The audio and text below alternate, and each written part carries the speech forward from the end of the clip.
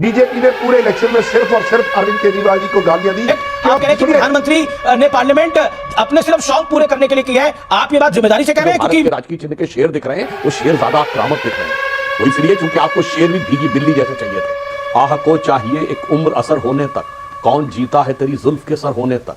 उन्होंने कहा तेलंगाना में 56% ओबीसी है। वैसे तेलंगाना सरकार के सर्वे में संख्या कुछ अलग है, पर अगर 56% मानना है तो आके यहां तो भाषण दे रहे हैं कि इनको इतना हिस्सा नहीं, उतना हिस्सा नहीं। तेलंगाना में प्योर कांग्रेस की सरकार है, कितने मंत्री हैं? 12। कितने ओबीसी हैं? 2।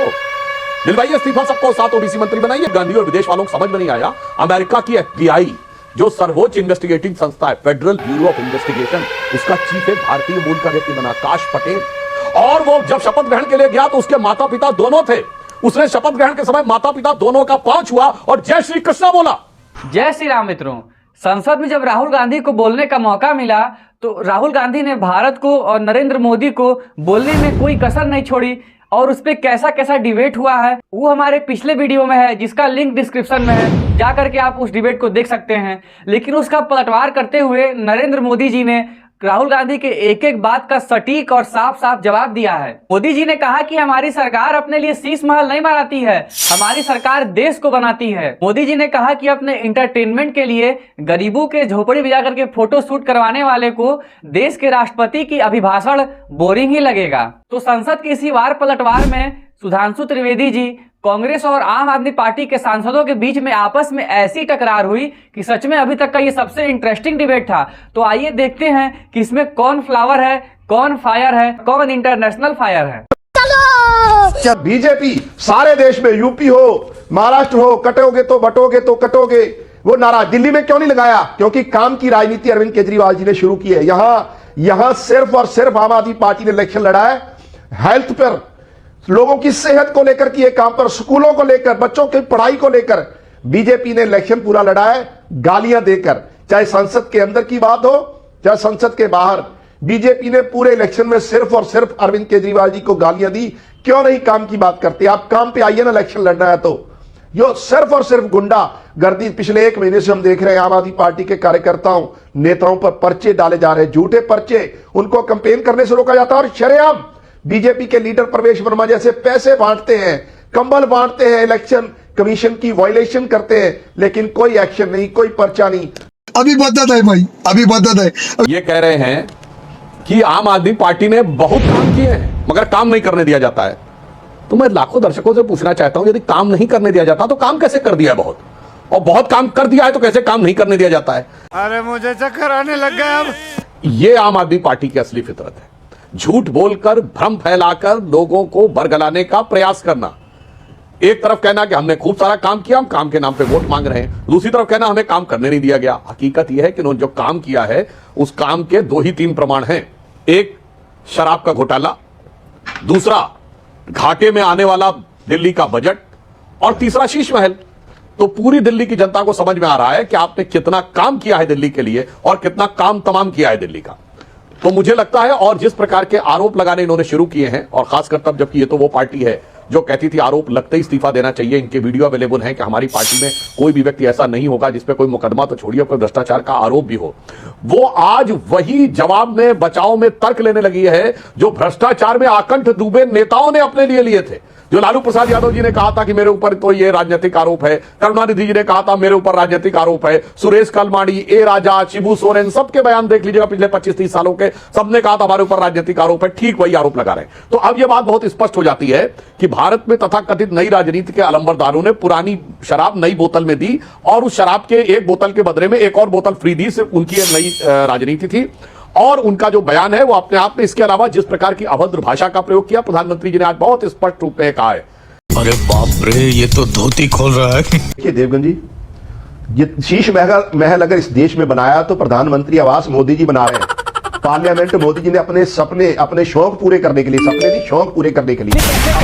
ये जो आप बात बोल रहे हैं विद ऑल ड्यू रिस्पेक्ट, आप कह रहे हैं कि प्रधानमंत्री ने पार्लियामेंट अपने सिर्फ शौक पूरे करने के लिए किया है, आप ये बात जिम्मेदारी से कह रहे हैं? क्योंकि मैं आपसे अगला सवाल जो पूछूंगा उसका बिल्कुल भारत की संसद के अंदर क्या प्रधानमंत्री अपने शौक के लिए पार्लियामेंट बनवा रहे हैं? आपको जानकारी है कि भारतीय संविधान, जिस बाबा साहब भीमराव अंबेडकर का आप नाम बार बार लेते हैं और लगातार लेते हैं, उन्हीं अंबेडकर साहब के संविधान में क्या लिखा हुआ है कि जब देश की जनसंख्या कितनी हो जाएगी तो कितने मेंबर ऑफ पार्लियामेंट चाहिए? क्या 800 मेंबर ऑफ पार्लियामेंट लोकसभा के बैठ सकते हैं, पुरानी संसद में बैठ सकते थे? देश में आपको यही 100 साल अफसोस की पुरानी बात है संसद कि उसी चाहिए। बाबा साहब अम्बेडकर जी को, यही अफसोस की बात है कि उसी बाबा साहब अम्बेडकर को जिनको प्रेरणा का स्रोत आम आदमी पार्टी मानती है, देश के गृह मंत्री अमित शाह जी उसी पार्लियामेंट में गालियां देते हैं, उनका अनादर करते हैं। चुप, बिल्कुल चुप। भाजपा उनका अनादर करती है, यह बदकिस्मती है। 10 लाख का सूट प्रधानमंत्री जी पहनते, दिल्ली के मुख्यमंत्री का शीश महल, दिल्ली के मुख्यमंत्री को एक सरकारी घर मिला है, वो कोई और मुख्यमंत्री बनेगा तो उसको जाएगा, उसके बाद कोई और मिलेगा तो उसको जाएगा, ये कह देना शीश महल। ये कह रहे थे हमने 4 करोड़ मकान बनाए, 4500, सिर्फ 4500 मकान, वो भी दिल्ली के इलेक्शन नाउ। ठीक है, सुधांशु त्रिवेदी जवाब। बहुत आपत्तिजनक बात आपने कही है, आपको इसे वापस लेना चाहिए कि प्रधानमंत्री जी ने शौक पूरा करने के लिए क्या? अरे कान साहब, कुछ तो आप सांसद हैं, और आप सोचिए कि वो संसद भवन जो वाइस रॉय की एग्जीक्यूटिव काउंसिल में बना था, जो किंग जॉर्ज ने आकर जिसका वो रखा था फाउंडेशन, वो तो साहब देश की सेवा के लिए था। गजब है साहब, स्वतंत्र भारत का संसद भवन आजादी के अमृत काल में बना है, तो इनको जाकर ये लगने लगा कि वो शौक के लिए है। क्योंकि आप लोग वो लोग हैं कांग साहब जिन्होंने जाके कोर्ट में अर्जी लगाई थी कि संसद भवन के ऊपर जो भारत के राजकीय चिन्ह के शेर दिख रहे हैं, वो शेर ज्यादा आक्रामक दिख रहे हैं। वो इसलिए क्योंकि आपको शेर भी भीगी बिल्ली जैसे चाहिए थे, आप लोग शांति के कबूतर उड़ाते थे। अब एक भारत मां का ऐसा शेर आके संसद में बैठा है, तब शांति के कबूतर नहीं, गुरु गोविंद सिंह जी के बाज उड़ते हैं। इसलिए आप लोगों के हाथ के तोते उड़ने लगे हैं, यह बात आपको समझनी चाहिए। और इस ढंग का बयान पुनः आम आदमी पार्टी की जो अर्बन नक्सल विचारधारा है और जो कांग्रेस पार्टी की विचारधारा है कि इंडियन स्टेट के खिलाफ लड़ना है, यह भारत के संविधान के हर प्रतीक और प्रतिमान के खिलाफ है।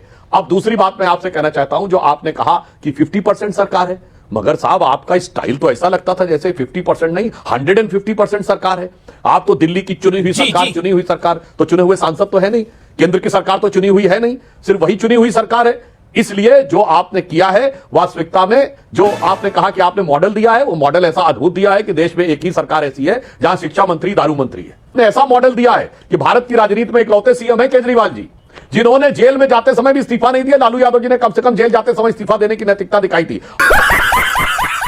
और ये इकलौते सीएम है जिन्होंने जिस आरोप में खुद इस्तीफा नहीं दिया, उसी में अपने डिप्टी सीएम मनीष सिसोदिया से इस्तीफा दिलवा लिया। अबे साले, कि शराब नीति को इन्होंने कहा कि वो सही है, पर उसको विड्रॉ कर लिया तो उसके बाद भी आके डिफेंड करते हैं। तो मुझे लगता है आम आदमी का पूरा चरित्र जो है वो अब सामने आ चुका है, और इस प्रकार की बातें करना सरासर अनुचित है। और दिल्ली की जनता के लिए जिस प्रकार के कार्य केंद्र सरकार ने किया, आपने 50% कही थी, एक लाइन में गिना देना चाहता हूं। दिल्ली मेरठ का एक्सप्रेसवे देख लीजिए, ईस्टर्न पेरिफेरल एक्सप्रेसवे देख लीजिए, द्वारका का एक्सप्रेसवे देख लीजिए, द्वारका में यशो भूमि देख लीजिए, विश्व स्तर का बना, और भारत मंडपम जिसमें G20 हुआ वो विश्व स्तर का बना। तो जो केंद्र सरकार के अधिकार में थे वो पूरी, आप देखिए टर्मिनल 1 देखिए, टर्मिनल 2 देखिए, टर्मिनल 3 देखिए जाके, क्या ये बदलाव नजर नहीं आता 10 वर्षों में? मियां साहब जो कह रहे हैं कि राहुल गांधी गए किसी कारपेंटर के घर पे गए, किसी मोची के घर पे गए जानने के लिए, तो आज तो प्रधानमंत्री जी ने इसका उत्तर दिया है, इनको जानने की जरूरत है। क्योंकि एक शेर होता है पुनिया साहब, आह को चाहिए एक उम्र असर होने तक, कौन जीता है तेरी जुल्फ के सर होने तक। यानी एक दौर, एक उम्र चाहिए। आपने तो 4 उम्र लगा दी, 4 पीढ़ी गुजर गई, अब तक उनको समझ ही में नहीं आया कि भारत का दर्द क्या था। क्योंकि उनके लिए गरीबी एक मानसिकता है। याद करिए राहुल गांधी जी की सरकार जब सत्ता में थी, ये राहुल गांधी जी का ऑन रिकॉर्ड बयान है कि गरीबी तो एक माइंडसेट है। मगर मोदी जी के लिए गरीबी एक जीवन का जिया हुआ सच था, जो उन्होंने खुद रेलवे स्टेशन पे चाय बेचकर, और उन्होंने बताया कि उनकी स्वर्गीय माता जी ने एक दौर में बर्तन तक मांजे हैं। तो वाकई उन्हें समझने की जरूरत नहीं, उन्होंने जिया हुआ है, जिया हुआ और देखा हुआ, विजिट किया हुआ। जैसे किसी टूरिस्ट स्थान पे आप जाते हैं तो आपको देख के समझने की जरूरत पड़ती है, और जिस जगह पे आप रहते हैं वहां का तो चप्पा चप्पा आपको पता हुआ होता है, वो आपके टिप्स पे होता है। बस ये अंतर है हमारे प्रधानमंत्री और राहुल गांधी जी में। भारत का विदेश मंत्री भारत के प्रधानमंत्री के लिए इनवाइट लेने के लिए अमेरिका बैठा रहा था। Do you think this is right? Punia साहब, हो सकता है, क्या पता क्या हो सकता है। ये बात उन्होंने अपनी शंका वहां पे सामने रखी है, उन्होंने अपनी शंका सामने रखी है, तो उसका जवाब दें कि नहीं ऐसा नहीं हुआ है। तो उन्होंने कहा उनको बताना चाहिए इस बारे में। और जहां तक अभी त्रिवेदी जी हमारी बात बता रहे थे कि राहुल गांधी जी आज का सच जानने जा रहे हैं कि आज उनकी सरकार में, मोदी जी की सरकार में किस तरह परेशानी हो रही है, वो उनके सामने रख रहे हैं। उनको कह रहे हैं कि इसकी तरफ ध्यान दो, ये करो। एक नेता होने के वजह से, एक जो है नेता प्रतिपक्ष होने के कारण, वो समाज का दर्द ले जाकर के सदन में रख रहे हैं, मोदी जी के सामने रख रहे हैं। तो वो आज की जो बात कर रहे हैं, तो तनुज जी आप उनको जाके बताइए। उन्होंने कहा तेलंगाना में 56% ओबीसी है। वैसे तेलंगाना सरकार के सर्वे में संख्या कुछ अलग है, पर अगर 56% माना है तो आके यहां तो भाषण दे रहे हैं कि इनको इतना हिस्सा नहीं, उतना हिस्सा नहीं। तेलंगाना में प्योर कांग्रेस की सरकार है, कितने मंत्री हैं? 12। कितने ओबीसी हैं? 2। दिलवाइए इस्तीफा सबको, 7 ओबीसी मंत्री बनाइए। बात तो सही है। इसे कहते हैं कि अंदर से कुछ और बाहर से कुछ और नजर आते हैं, दुनिया को आके भरमाते। अब मैं अमेरिका वाली बात पे कहता हूं, देखिए पुनिया साहब, अगर उन्होंने ये बोला होता कि हमें इस बात का शक है, हमें ऐसा लगता है, तो समझ में आता। उन्होंने तो अथॉरिटेरियन स्टेटमेंट दिया है कि जयशंकर साहब वहां गए, यानी जो कहीं दिखाई नहीं पड़ रहा वो राहुल गांधी को समझ में आ रहा है। और सामने दिखाई नहीं पड़ा, ट्रंप के शपथ ग्रहण में पहली रो में पहली सीट पर किस देश का विदेश मंत्री बैठा था? हमारे विदेश मंत्री एस जयशंकर बैठे थे। उनके विदेश मंत्री रूबिको ने सबसे पहली बायलैटरल टॉक किसके साथ की? भारत के विदेश मंत्री के साथ की। और मैं एक और बात कहना चाहता हूं, लाखों दर्शकों को याद दिलाना चाहता हूं, भारत के लिए कितने गर्व का क्षण था ये राहुल गांधी और विदेश वालों को समझ में नहीं आया। अमेरिका की FBI, जो सर्वोच्च इन्वेस्टिगेटिंग संस्था है, फेडरल ब्यूरो ऑफ इन्वेस्टिगेशन, उसका चीफ एक भारतीय मूल का व्यक्ति बना, काश पटेल। और वो जब शपथ ग्रहण के लिए गया तो उसके माता पिता दोनों थे। उसने शपथ ग्रहण के समय माता पिता दोनों का पांव छुआ और जय श्री कृष्णा बोला। ये किस भारतीय के लिए गर्व का विषय नहीं था? मगर राहुल गांधी जैसे लोगों की आंख पे पट्टी बंधी हुई, ये नजर नहीं आता कि देखो भारतीय कहां से ठीक है, कहां ठीक तक है। पहुंच गए।